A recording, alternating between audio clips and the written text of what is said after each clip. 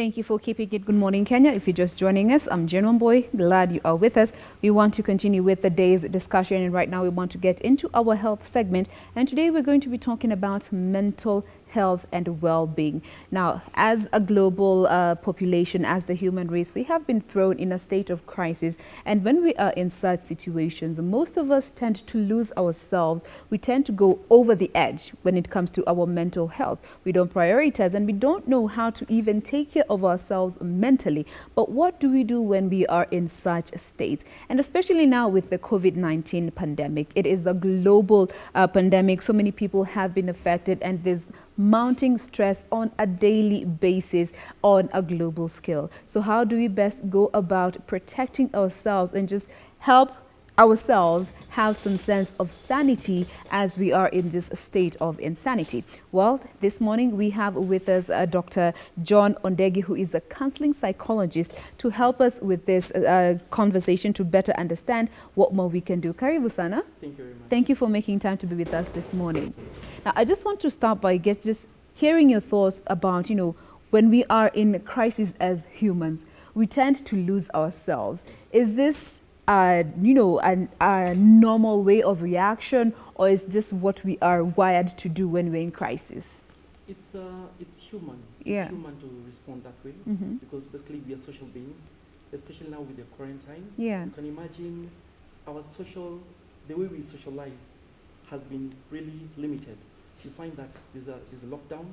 There's so much that is going around us, especially when it comes to interacting. Because all right, and just to interject you just right there, we're going to be coming back to that in not too long as we get to sort your mic in a bit. But remember, we are, as I had mentioned, we are in a state of crisis, and this has been since the World Health Organization actually declared and characterized COVID-19 as a pandemic, a global pandemic. And since then, every country has been sent into a state of crisis. There has been mounting stress among the population. But as I had mentioned, we do not know how to go about protecting and guarding our mental spaces and psychological well-being during this time. And, we look at a country like Italy, where the medics especially have now been forced to choose who to put on ventilators.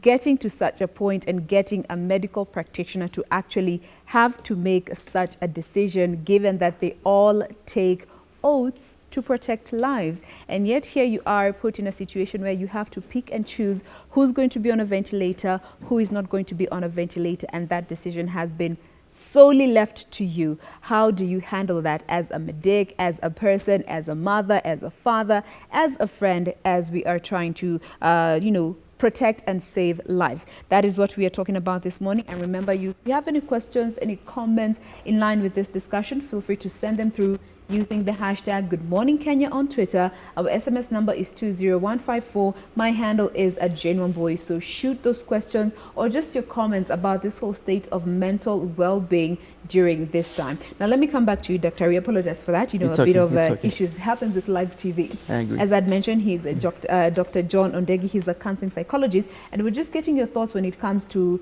these humane reactions when it comes to a state of panic and crisis. Please continue. Basically, what we are going through is we're going through the stages of loss. Yes. We have diminished physical and physical interaction. We have loss of routine. So basically, the way we view loss, we only view loss when someone is dead. Yeah. But basically, right now we are at a loss of probably the way we have been socializing. So there are 5 stages of loss. There's denial. There is anger. There is bargaining. There is basically what do you call it? Depression. And actually, the last one is acceptance. So we are going through those stages without even us being aware. Yeah. So the most important thing is for us to be aware. What are our feelings? How are we behaving? And how is that affecting our day-to-day routine? Yes. So basically, you just need to be aware of how is that affecting us. How is it affecting us? Exactly. But for most people, we don't know how to handle even a crisis on a regular basis. Exactly. So how much worse does it get when we are put in such a state where this is now a global pandemic? How much worse does it get for most people who do not even know how to manage stress on a regular basis? And again, that also comes with with our upbringing, Yeah.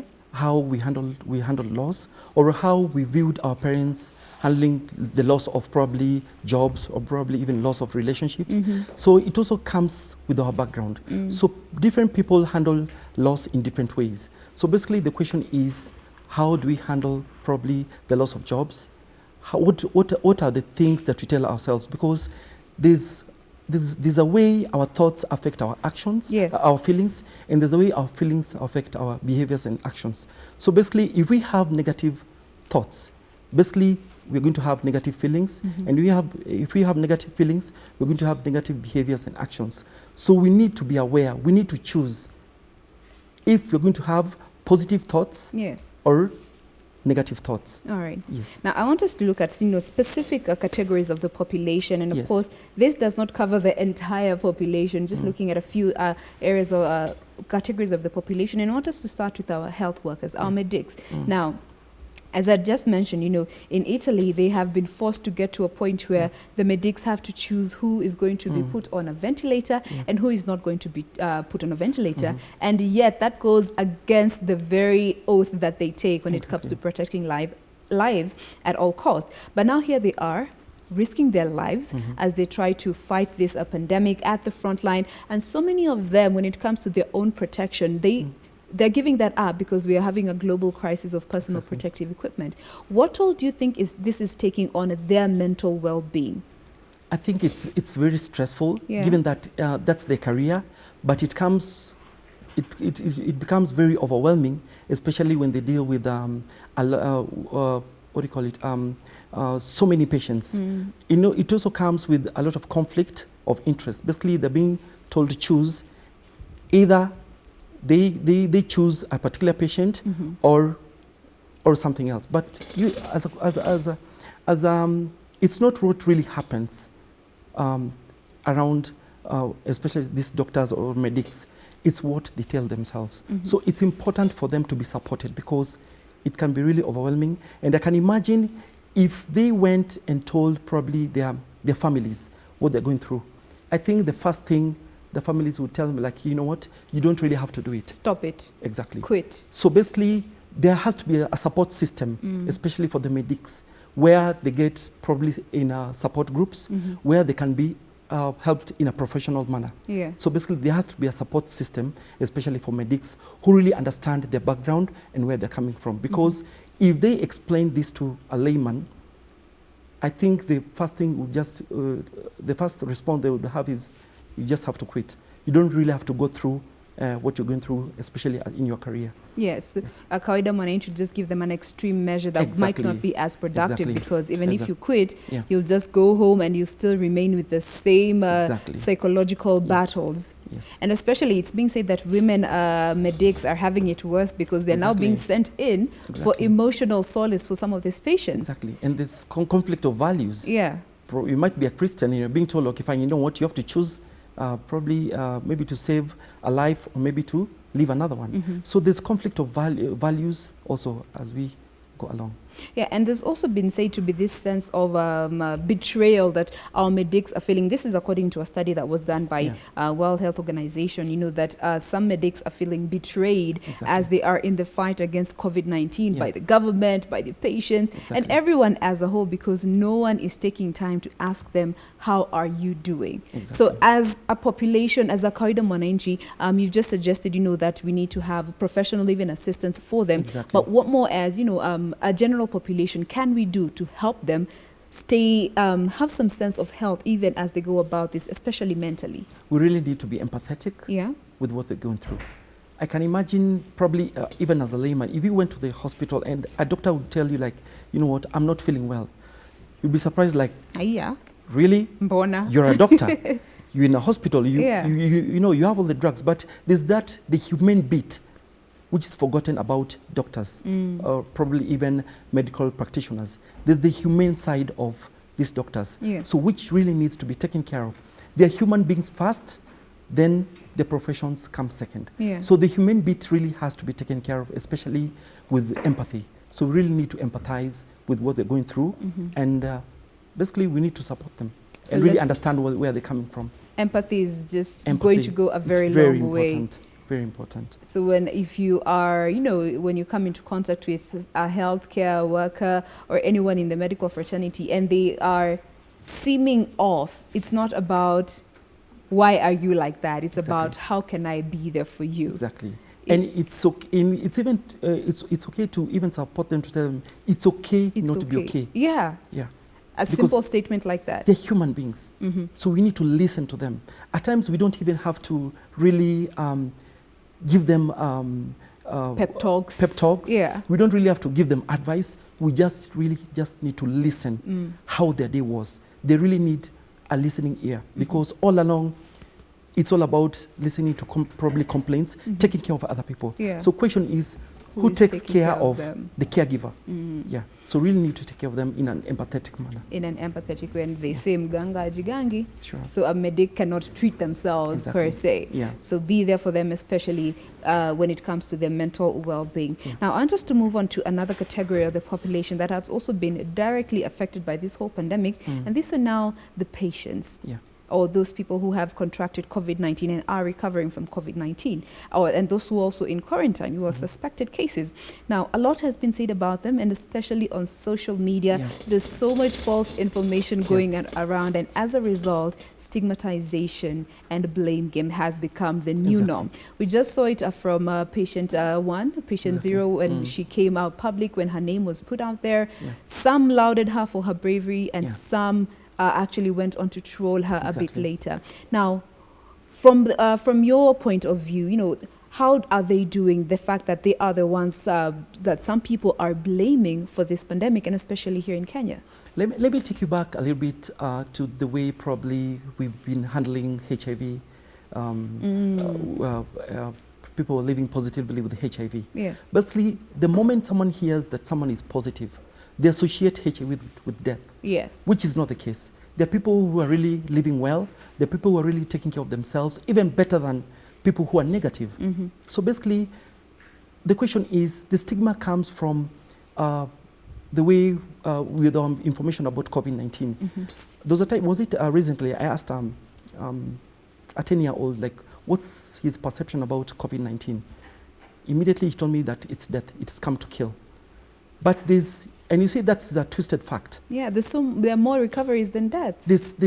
People are being really managed well, Yeah. but the question is, stigma starts with misinformation. So we really need to get our facts right. We really need to share information, especially with people who are not aware of what's really happening. Let's give them facts about COVID-19, and that's how we can really take care of this stigma. Yes. Stigma comes with misinformation. Misinformation. Exactly. And now that we are at home, we have so much time at our hands, and we are on social media just Yes. continuing to propagate and share this false information. How can we handle such a platform to just try and bring this stigmatization down? The buck stops with you.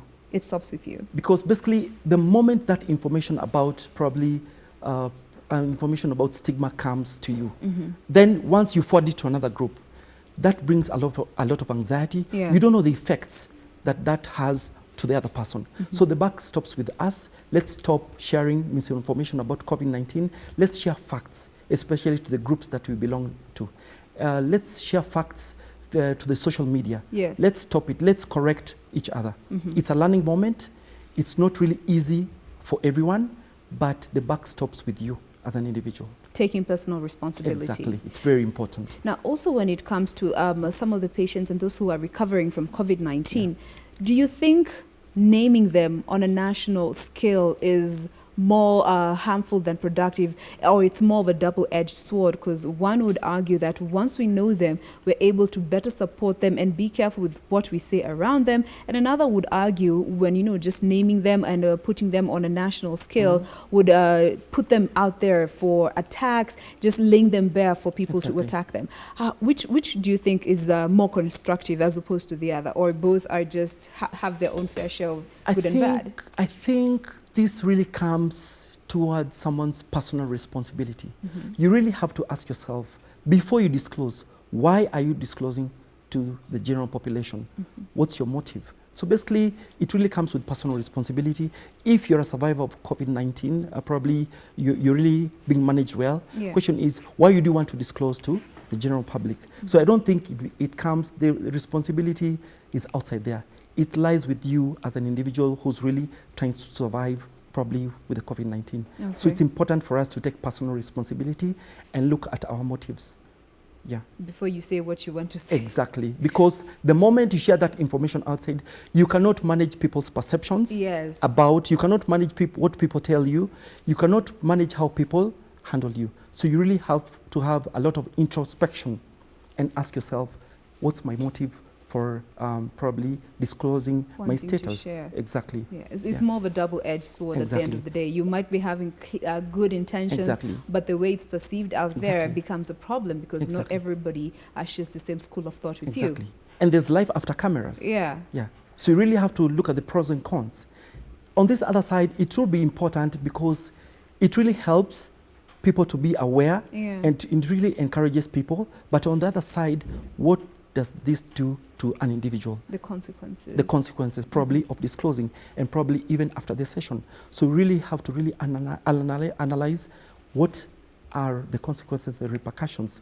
If you can really manage that, well and good.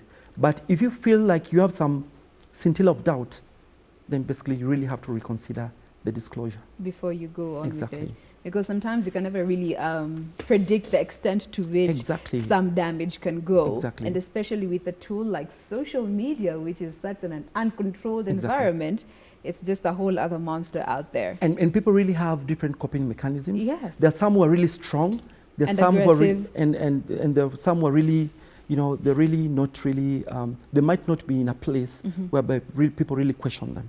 So really have to weigh and balance what are the consequences and what are the benefits of probably disclosure. All right. Yeah. Now, I want us to move on to another part of the population, and these are our children. Yes. Just here in the dailies, I want to just quickly go to this story here. It's on the Daily Nation. It's a 7-year-old in the United States. He's Yes. a grade 2 student from Virginia who has been spending time off school, now that schools are closed, to go to the local hotels in the town to see if they have free face masks, shower Exactly. caps and gloves, collecting them and taking them to healthcare workers to hospital that he got surgery from about 3 years ago. Exactly. Now, from that story, is that a coping mechanism for a child like that who might not be really understanding what is going on? It is. It might be a coping mechanism, but probably because they're really empathetic. Yeah. They feel like they want to really do something about it. Yes. But again, that also comes with upbringing of children. Question is, children learn through observation. Yes. They don't learn through what you tell them. Right now, as we are speaking, there's a lot of misinformation that our children have. Our children learn with the first role models of our children. So basically, our children should get facts from us. But the moment we don't take that responsibility of educating our children about COVID-19, basically, they might pick information from unreliable sources. Okay. So we really have to be careful what our children picking. We really have to inquire, really have to explore with them. What do they know about COVID-19? What are their anxieties? So we really have to take care of what our children get from outside there. Manage the information that Exactly, they're getting. yeah. But now looking at the fact that, there's so much disruption that has happened, and just speaking from Kenya, Yes. so much disruption has happened in the life of our children, Yes. in the lives of our children. Yes. And when we talk about children, we're talking about those who are under the care of their parents, the Yes. greater population that are in school. They have been faced with enormous disruption. Exactly. Now that there's no more school, there's no traveling, there's no going out, there's no playing with your friends. You just literally have to stay in the house. Exactly. And all this is to protect them. Are we as parents taking time to understand that these children are also stressed? Well, children get neglected. But basically, it doesn't mean that when there's a pandemic, it doesn't mean that we really have to put our routines down. We have to develop a routine whereby our children have to know when they wake up in the morning, and also for us, Yeah. we really have to know when we wake up in the morning, there is breakfast, there is something to read, especially when it comes to matters to do with school, yeah. academic. There are also academic materials that we can get over the net. Right now, so many homes are connected with Wi-Fi. Yeah. We really need to explore with children what are the educational materials that we can give our children. So we need to develop a routine for our children and for ourselves. And for ourselves, when it comes to ourselves, right now we are working from home. It doesn't mean that we have to sleep up to 12 noon with our pajamas. Yes. You might be called for a teleconference. How would you probably go there? Probably with the with eyes which are with eyes which are still sleepy. Yeah. So we need to develop a routine for ourselves and also for our children. There's no way we can teach our children what we ourselves are not probably practicing. Yeah. But as parents, do you think we sort of also tend to neglect the fact that our children are stressed? We tell you foremost would wonder, Sasa nini I'm stressed. Yes. I mean, I've given you food, Yes. I've given you everything that you need, you have gadgets there to keep you busy. Do we take time to acknowledge that children also get stressed? Or that is something that we choose to overlook intentionally, just as also a coping mechanism for parents? Most of our children, just like I mentioned earlier, most of our children are neglected. And that's why you find that right now we've been forced to go back to our homes. We've been forced to go back to the responsibility that we had neglected. Yeah. We had abdicated our responsibilities to house helps or house managers. Nowadays I hear they're called day bugs. But the question is, what is that doing to our children? So we really need to be aware of the stresses that our children have. Things to do with the bedwetting, things to do with probably acting out, irritability, Tantrums, anger, yeah. tantrums. Really have to find out where is this coming from. And as part of probably having a positive coping mechanism, we really need to develop a routine for them whereby they're engaged, because they're small human beings, but especially those who have needs. Yeah. So really need to take care of those needs and be aware of the stresses that they might have. All right. Yes. And the fact that they are now at home and we are trying to just keep them engaged, and as we're trying to keep them engaged, we are coming up with new routines, new Yes. measures, new ways of doing things. The rate at which we're doing these things, could it also be creating more anxiety and worry in them as opposed to, cushioning them and protecting them? And again, children also listen to what we say. Yeah. Children listen really keenly to our perceptions about COVID-19. The moment we start having worry and a lot of anxiety and fear, that is passed to them. So basically we have to start with ourselves. How are we communicating in the house? And something else that is also coming out strongly, you might find with households whereby probably it's a one or it's a bed sitter where we have probably 4 or 5 kids. We really need also as parents to look at how can we protect our children from probably things to do with matters intimacy. So we really have to be careful on how we have to manage that. Yeah. And there's also actually an article about that last week in the dailies where, in Exactly. Nairobi County, Yeah. there has been an increase by 35% Exactly. in the number of defilement, Yes. especially for our girls, our young children who are at home. And the perpetrators are either parents or guardians or relatives or those who are living with them. The people they trust most Yes. are the perpetrators. Yeah. So basically we really have to look out for that. All right. So from a psychiatrist's point of view, what would you suggest are some of the best ways to go about giving this information to our children? Because at the end of the day, we don't want to leave them in the dark and they get this information out there on the internet. So how best would you suggest we talk to them about what's going on to reassure them as opposed to scare them? We can use things that they can relate with. It's not the first time probably we're facing a lot of fear and anxiety. Probably at some point our children had some fear and anxiety. How did we handle that? Yeah. We have to communicate in ways that they can understand in their own levels. So we can use probably things that they can relate with, especially from the past, that can really at least help them calm down in ways that they can understand. Yeah. So also age appropriate and ways that they Exactly. can understand it. Exactly. Tailor every conversation to your child. Exactly. Not a blanket cover conversation. Exactly. And the things that they can relate with, as opposed to probably scientific ways of explaining things. It can get them more confused and Yeah. even anxious. Telling them COVID-19 is Yes. a global pandemic. Exactly. And they're wondering, What like, is that? And what is pandemic? Yeah. One question will lead to the other. Yeah. So really have to really bring it to a level that they themselves can really understand Yeah. in an age which is appropriate. Age appropriate conversation. And exactly, you as yeah. a parent, you best know your child. Exactly. All right. Yeah. Now let's talk about now the parents and of course the the working population. So many of the people in the working population, both in the informal and formal sectors, have been heavily hit. Now, looking at an article that I came across yesterday, it is estimated that there are going to be more than 25 million job losses globally just this year as a consequence of, COVID-19. So many people have been forced to take unpaid leaves. Exactly. Others, their salaries have been halved, and Exactly. others have just been laid off.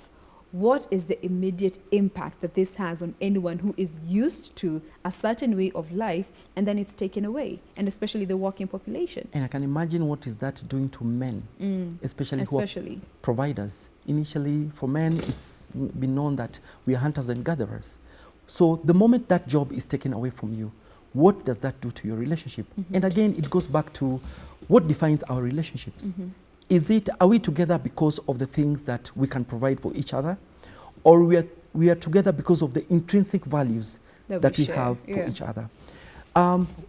If you look at most relationships nowadays, it's more of like we have a lot of instrumental value attached to our relationships. Instrumental value is, for example, if it's a man, the moment a man is of age and wants to marry, they'll look at, okay, fine, you know what, who can help me get babies? It's a woman. So the moment this man gets into a relationship, they get into a relationship with a target or with a goal. And that the goal is to get a baby. This lady is going to help me get babies. But the moment those babies come around, what next? What does that happen to this person who gave them babies? It means that the project has ended. So you might find probably now the relationship is focused, shifts from the woman who gave them the babies to the babies themselves. So you find that really affects a relationship. You might find probably someone also got into a relationship because of financial aspects of it. Yes. But the moment this, just like you had mentioned, that job is taken away, what does that do to the relationship? So we really need to go back to the intrinsic values that we had of each other initially, even before this pandemic took place, or even before the job loss. It really helps us to explore what is really bringing us together. Is it jobs? Is it probably the things that we can provide? Yes. The moment that is taken away, where does that leave us? And we'll actually be talking a bit more about, how this whole pandemic is, the toll that it's taking on relationships, and mostly couples, committed relationships, whatever form, manner, or shape your relationship might be coming in. We're going to be going deeper into that, but still coming back to the working population, the fact that, their means of lives have been compromised. Your daily job has been taken away, your sources of income have been taken away, and you're forced to stay at home. This has a direct impact on your mental state. Finances and mental well-being, they say to be a very strong relationship there. Exactly. As a result, people are resorting to extreme measures. What are some of those coping mechanisms that are harmful and productive that people are employing? Basically, the ones right now at the moment which I'm aware of, which people are really employing, is people are really sitting down and restructuring the way they've been spending. They're trying to budget together. They're trying to manage expectations of themselves and of also other people. Remember, people have been traveling back home. And the moment we go home, what do? We walk there, like we give like freebies where people expect money. But you see, where we've been failing is we've not been empowering our people. We've been creating dependency. So instead of creating dependency, we really need to empower people so that they can stand on their own. There's only so much we can do for them, so that at times like this, they can stand on their own. When you tell them that, hey, you know what, I cannot provide for you any longer, they can at least manage themselves. So we need to start managing other people's expectations of us when it comes to finance and also of ourselves. Communication is key. It's key. We need to sit as couples. We need to sit as people who are in relationships and just explore where can we cut back. And also, we need also to include our kids. There's no way you can discuss as a couple and leave out your kids, because the moment the diet changes on your kids, they'll be wondering, okay, fine, you know what? Why are we going on? Why are we taking black tea? And we're used to white. Exactly. Why are we not having probably sausages and bacons in the morning? So we need to sit down and also discuss as a family, you know what, their cutbacks. We need to adjust how we spend to this new way of life. to this new way of life. And also, from in the state that we are in, there's Yes. little that we can do because it just happened.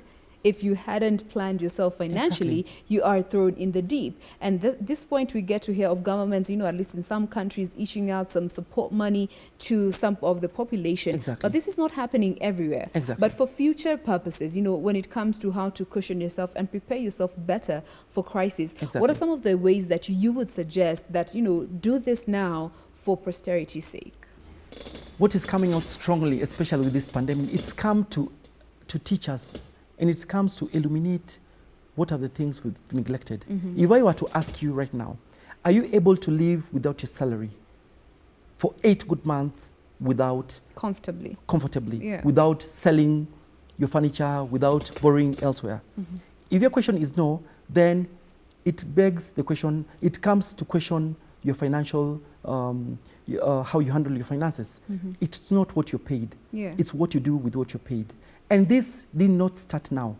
This started a long time ago. So basically, this has just to come, the pandemic has just come to aggravate matters Mm-hmm. that we didn't take care of initially, especially when it comes to finances. So basically, we need to explore where are our financial gaps. If we are not able to probably budget well, we need to bring up on board a financial expert who is going to explore with us how we can budget. Best go about how Exactly. we handle our Yeah. finances. And they were saying that COVID-19 has become a leveler of things. It is a Exactly. respecter of no man. Yeah. It doesn't care who you are. It just attacks and it doesn't care. So how Exactly. prepared are you? Exactly. What is this showing you about yourself? Exactly. Now let's move on to relationships. Yes. You had touched on this a bit, but I want us to go deeper into this. Yes. And so many relationships are being tested.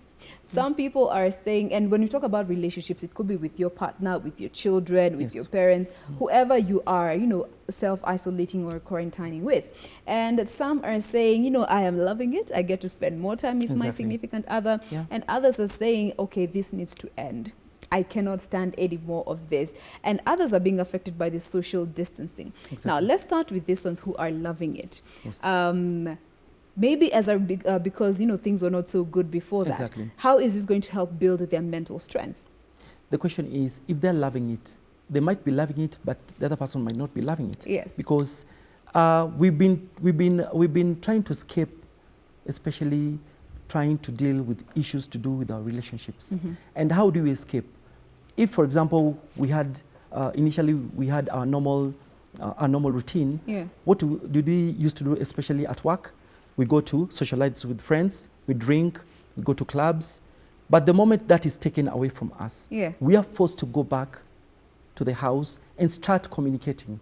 And this is where you find that. And my concern right now is you might have domestic violence Might be on a rise. domestic violence curve might shoot up Yeah. because of probably now we are forced to stay within the confines of our homes. Okay. And we are forced probably even to communicate.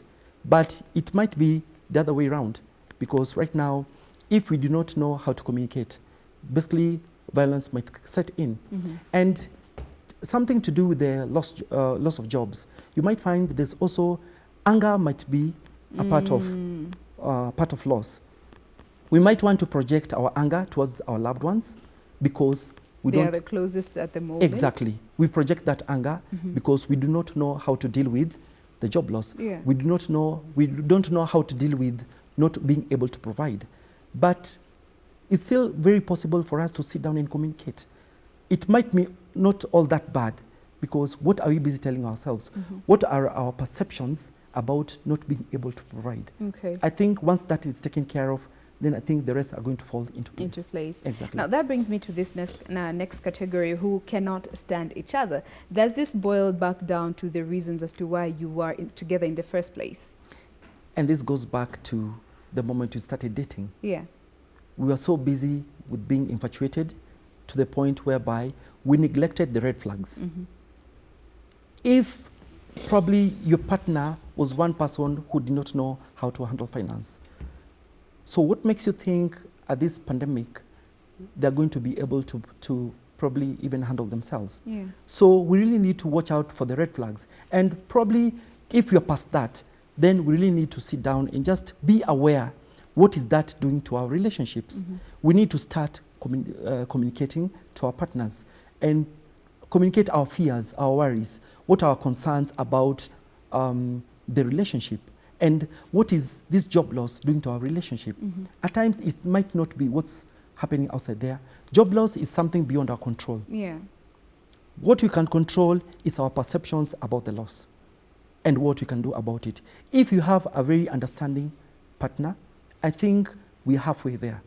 So basically, we also need to manage our perceptions about the job loss. All right. Yeah. And now, what of this third category who have been forced to self-isolate and they are in separate, maybe separate houses, different geographical locations, and yet, you know, they may have not have any problems in their relationship, but they're forced to stay apart from each other, and especially those who have families, young families, newly married. What toll do you think this whole pandemic is taking on them psychologically and their relationship? It's putting a strain because they are so used to spending time with each other. But the question is, right now, we are in the age of technology.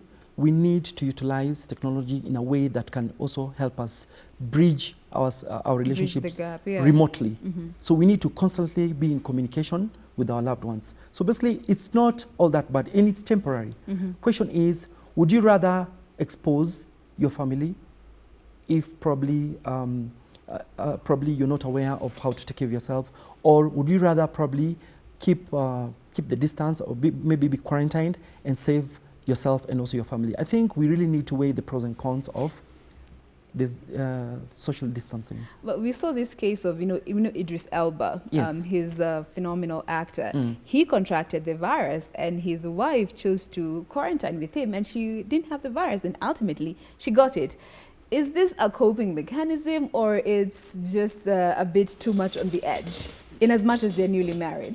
It's a coping mechanism. Yeah. In as much as we'd really want to be with our loved ones. Yeah. Again, we're still at a loss.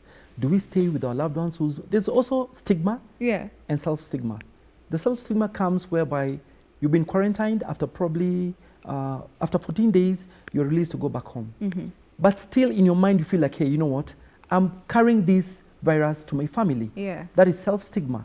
And there's the stigma that comes from other people, from loved ones, which can really be painful.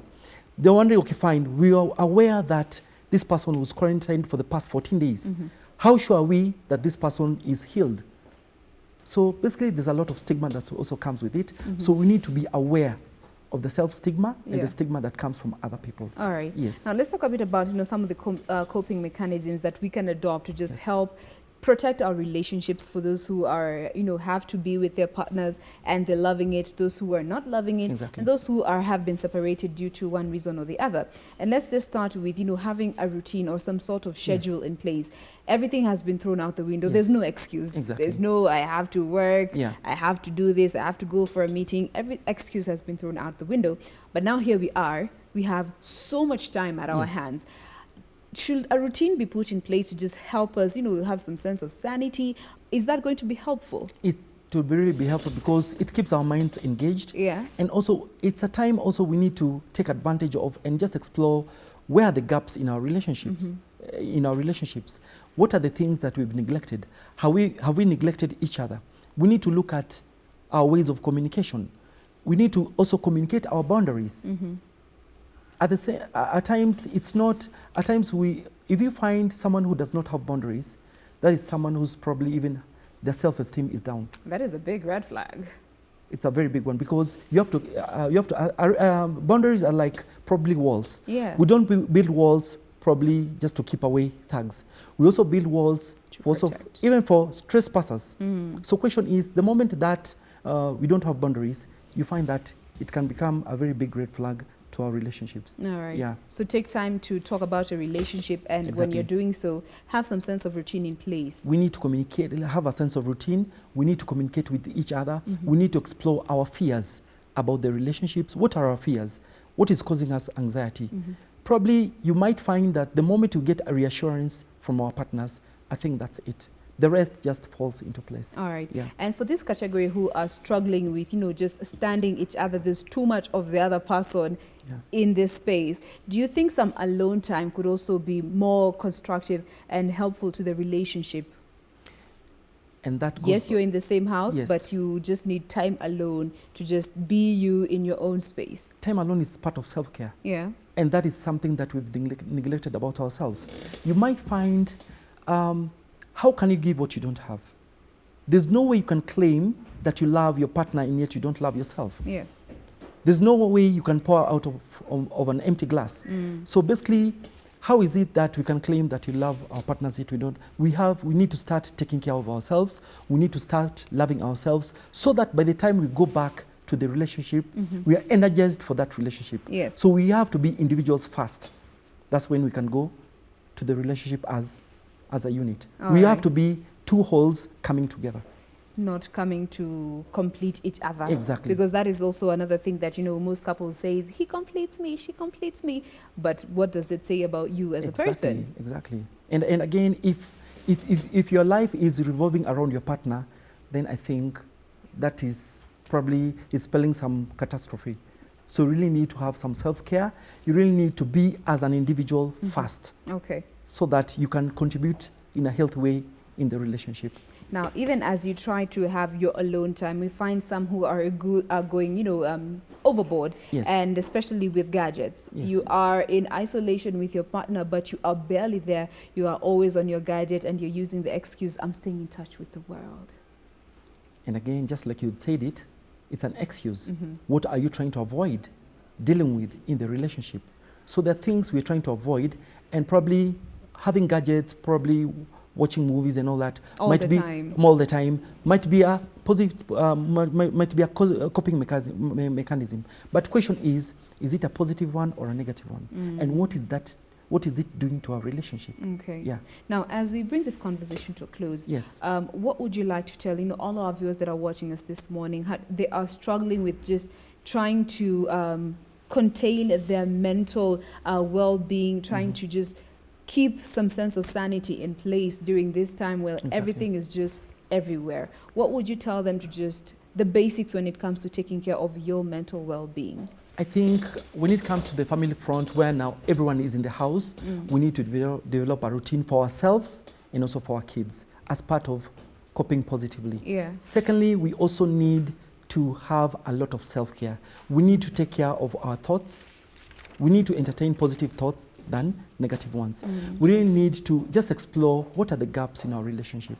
What we need also to explore how can we better take care of our our finances. So if we don't take care of all this, then I think it's going to be catastrophic. It's going so to be catastrophic. so we need to have a lot of self-care, which we neglected a long time ago. And I think the pandemic has just to come to take us back to the basics, back to the family.